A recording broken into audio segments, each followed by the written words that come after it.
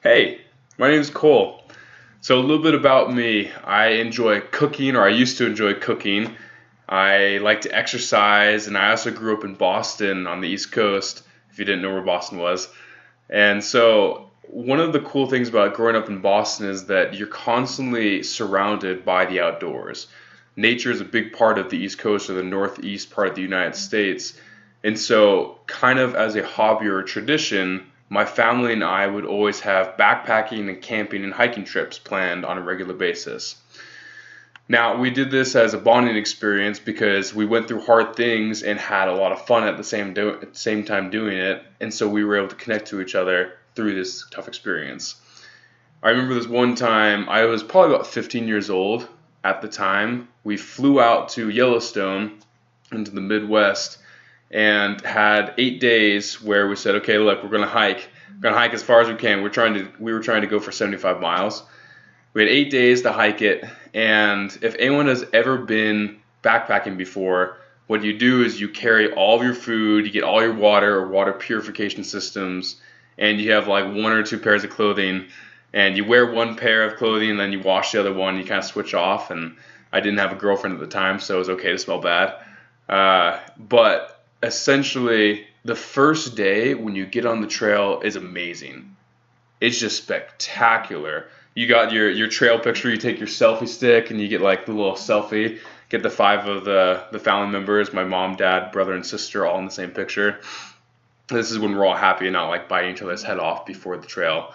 And so we start, and day one, we're hiking along. It's a lot of fun. It's just fun to be around and see the green leaves, and sometimes the leaves are turning a little bit. Hearing the bubbling brooks just travel along right beside us on the trail. It's a mystical experience being out in the wilderness and not having to worry about your technology or your phone or anything like that. So we hike along. Day one is going great. It's awesome. Just excited to be inside the nature.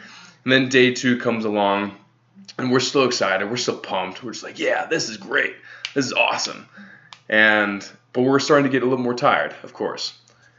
Day three rolls around, and it gets a little bit less fun. You've been with the same people for about 72 hours at this point, and it's starting to get a little bit tough. It's hard to just look at the other person's boots in front of you and just be satisfied with that as your scenery.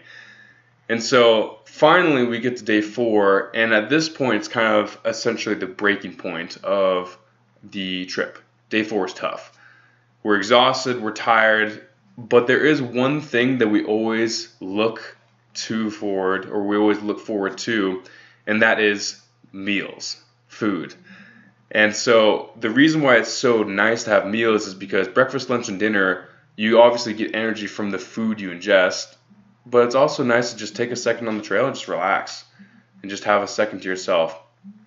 So I remember lunch on the fourth day, it was a Thursday, we crack open the Ziploc bag full of couscous, and we pour water in it to rehydrate it and shake it around so it's really nice and moist and good.